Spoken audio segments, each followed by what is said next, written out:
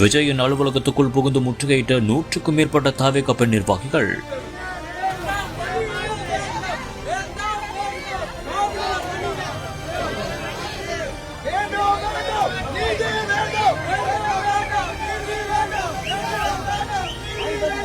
தவறு செய்தவர் யார்? விஜய் அலுவலகத்தை முற்றுகையிட காரணம் என்ன?